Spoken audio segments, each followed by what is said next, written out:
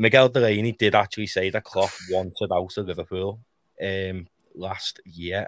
The talk has now been banished, and Klopp is committed to building a second team, and which has brought clarity to the side, and everyone within the squad is behind it again. Jay, at what point of last season do you think this maybe was the murmurs where he might have walked? Because, I mean, Miguel Delaney is very, very reliable. So I think the murmurs was there and made up. It's been resolved because Liverpool without Klopp would have been a big problem. But at what point do you reckon the murmurs really came from Klopp's camp? It's hard to say, mate, because probably after January when it looked obvious before we went on the big run. Well, not the big run, but when our form improved over the last 10, 12 games, probably a couple of weeks before that, mate. I'd seen a comment about, like, oh, he was more agitated than ever. Well, wouldn't you be if you had a squad of players that had nearly won everything last season and now none of them can be arsed running 12 blades of grass? Of course you would have been agitated. If you've got a well-oiled machine that works brilliantly and the next day it's broke, you're going to be pissed off. Of course you are. So it's stupid, I think. Klopp doesn't strike me as the type of fella where if he wants out, he won't go. I think he'd go. I know how much he loves the club and that, and he likes a proper goodbye and stuff like that. But I think he'd have announced it, and when at the end of the season, it was a perfect opportunity for him to go because of how bad the season was. But I imagine if that is true, last season he was thinking of going, it would have been around Christmas, January, because it was obvious the season weren't improving. We beat Villa, didn't we, Boxing Day, and then again, it was up and down. So I imagine it's been around that time, mate. But he probably thought about it all season, and I wouldn't have blamed him, to be honest. Just for clarity, it only broke today. So I'll put that to you, Colin, to comment. I'm turning to that in the sense that why has it broke today when the murmurs were last year? Like, why is it coming out today just before the season starts, just before we're away to Chelsea? Why? That's a really, really good question, I think. Is like, and it would be so interesting to know where the story came from.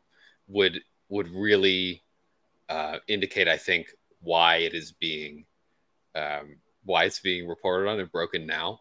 If he was, in that sort of state of mind, like we were saying in the middle of last season, like I can totally understand and empathize that. Like there was a stretch where we were absolutely abhorrent, and it was like work to for me to sit down and watch us. I'm like, we are going to be awful, and I know that, and we've been awful for several games, and I know that when I sit down here, I'm going to watch us, and we're going to be terrible. So I can only imagine what the leader of the team would be like, and like Jay said, he knows, he knows and has seen these players win everything, win absolutely everything possible. So to have that sort of expectation for those players and to see them play in the way that they did, I'm not surprised that he was like, this is really, or that would really weigh on him.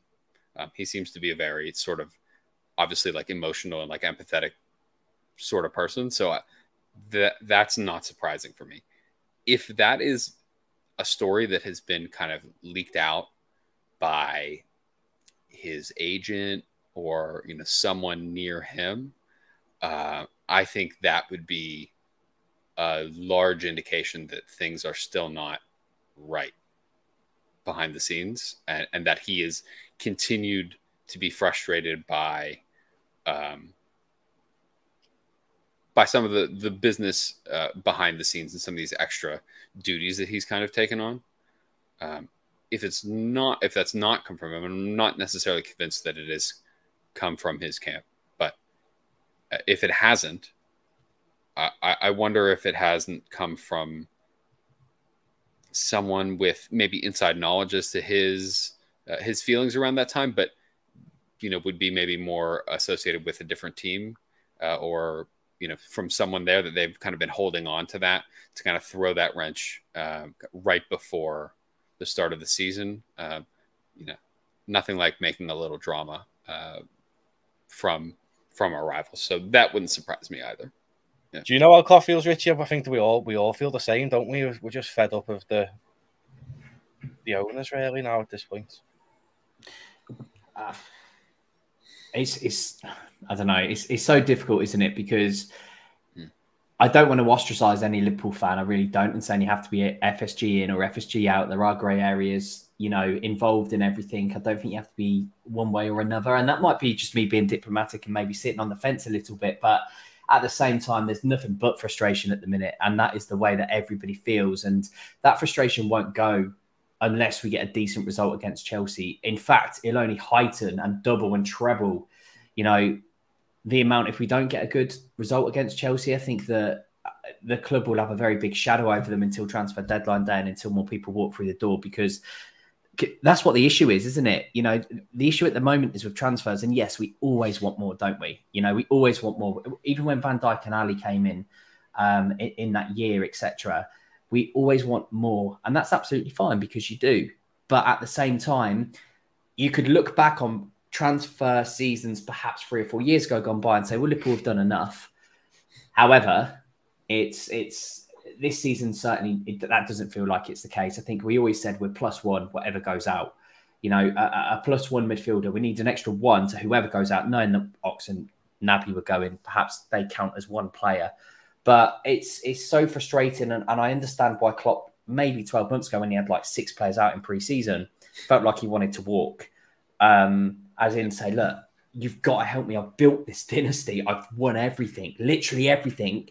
We can continue to do this like Sir Alex Ferguson did. We can continue this revolution if we just put in money here and there. We're not asking for worldly signings every single season. We just need 1 or 2 to keep the engine going and to keep the wheels turning, to be the elite and to be one of the best teams in Europe. And that didn't happen.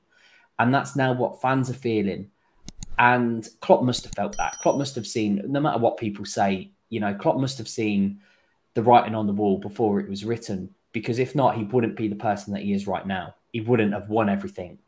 So, you know, for the people who are saying that Klopp's a yes man, I still think that Jurgen Klopp is the best thing to happen to this football club, perhaps in the Premier League era, if I'm completely honest. You know, since 1992, since the days of Shankly and Paisley, etc., because he understands the club. And it's not just that. He brought success to the club where for 30 years we declined. So he's seen all of this. So he must have seen that frustration. So for Miguel Delaney to come out today and say it, and yes, it did just come out today from Delaney, which is why we're talking about it now.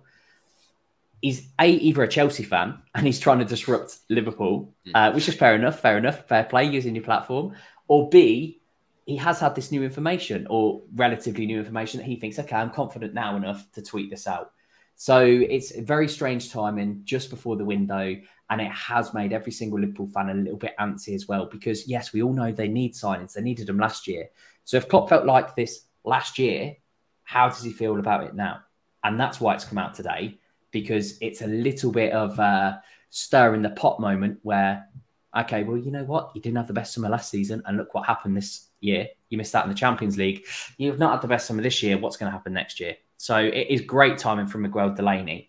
But at the same time, it was a bit of a clickbaity article, because it does say, as Matty said right at the start, Klopp is absolutely dedicated to the rebuild 2.0. Jay, if he was to go, I know he's not going to, fucked, aren't we? Let's just say what's happened over the last 7 years, whatever it's been, the Champions League, the Premier League, the challenges for the leagues. We've missed out on stuff by now a point twice. A goalkeeper masterclass from Courtois in the Champions League final. None of that happens without Klopp. None of it. Not one thing. We wouldn't have got Van Dijk. We wouldn't have got Alisson. None of it, mate. None of it would have happened. He's had a shoestring budget. You give any other manager his budget that he's had, there is absolutely no way on earth that they do what he's done. And that's the only thing that I hate, is imagine he did get given it. It's like Richie said before, it would have been like the Fergie times. I'm 100% convinced of it, mate. If we, what they should have done this year, because they failed him, is said, not how much do you want, who do you want? You tell us who you want, we'll go and get them, because we owe you that, because you've given us everything. He's made us a $4 billion, £4 billion, whatever you want to say, 4 billion club. We weren't that, mate, before him. Nowhere near it. He's going to make them very, very, very, very rich men when they sell. The least they could have done was back him with whatever he wanted this season. I'm not talking Chelsea money, but if he wanted Bellingham and 2 other very good players, they should have given him it, because he's more than earned it, mate. No one else would have done what he's done.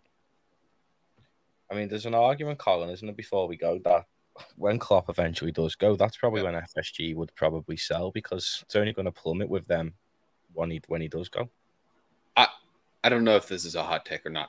I think Jurgen Klopp is the club's most valuable asset. Yeah. Full stop. More so than the stadium, more so than the training ground. He is the most valuable asset that the club has. And when he decides that it's time for him to go, we should all be shitting our pants. Yeah. Because he's everything. And to me, this is the greatest issue that I have with the owners, is that they seem to deeply not understand the value that he has brought, singularly, that he has brought to the club in terms of like attractiveness, in terms of overall value, of course, really like the most deeply important person in certainly in the club's history since I have been supporting the club, like 2005. And I don't think that is particularly close. I will be so upset when that day comes. And I'm sure everybody else will, but hopefully we've got some more really great memories before then. But to Jay's point, it would have been phenomenal for them to say, okay, you're going to build one last team for us. It seems like that's probably the case. Yeah. What do you want? Who do you want? How do we do it to the best? And let's maximize his value while he's here, because I think his contract's only for another 2 full years, like from now. Yeah. That is not a lot of time. It's scary as well, because we've seen him at Dortmund and Mainz. Like he's obviously, if he sees out his contract, I think even now actually he'll be at Liverpool Football Club for the longest period of time. But we've seen Klopp walk away and just say, no, I'll take a sabbatical. And I think maybe the German national team for him is next. I think that's the next logical step for him if he even wants to continue into management. Matty, I'm going to ask you another question though, because I like putting you on the spot because you always ask us questions. When Jurgen does go, because it's inevitable, as dreams don't last forever. Who is your man at the minute? Because you and I used to speak on the podcast quite a lot about we cannot wait until Steven Gerrard takes over when Klopp goes. That ship looks to have sailed. Who is your player right now? And I think I can read your mind because I'm quite telepathic. But who is your future manager? And obviously to Colin and JK as well. Who's your future manager in 2 years, do you think, for LFC? If and hopefully he doesn't, hopefully extends, Klopp does go. I don't know, to be honest, because I think out of ex-players, I think the only one who's got a chance maybe is Alonso. And I'd quite like that, but it depends. He's had a decent first season at Leverkusen, but depends how well he does in the next 2 seasons, really, because it could be like Gerrard, who had a decent season and then just flops if he gets a move elsewhere. So I don't really know, and that's the worrying thing. I don't know what other manager, like James MK just said in the comments there, I don't know what other manager will work under the financial scrutiny really of FSG, and I don't really know who'd come in and give us the same impact as Klopp. There's nobody out there really. I mean, nostalgia, I'd say Xabi Alonso, but he could flop in the next 2 years. Yeah, he's the one who looks the most promising, and that'd be amazing for him to come in. But other than that, I agree. I mean, like I said, I thought you'd say Alonso, and I think probably all of us would say Alonso. But it's funny because when we used to speak about Klopp leaving before he signed the extension, we usually say Nagelsmann. And look, but that's how I think how people think of managers. Like, it's not just a flash in the pan. A manager like Klopp, a manager like Sir Alex, a manager like Shankly, Paisley, etc. They don't come around very often. And when you are consistently that great and that good with whatever budgets you're given, And I include Pep in that because even though people say he's a checkman manager, he still gets results. You know, there's many managers who have come in with unlimited resources who have done very, very poor jobs. So Pep's still done a good job as well. But it just feels like there's not too much out there when Klopp leaves. I don't know if Colin and JK feel the same. I've got a controversial one, to be honest. Tuchel. I'd take Tuchel.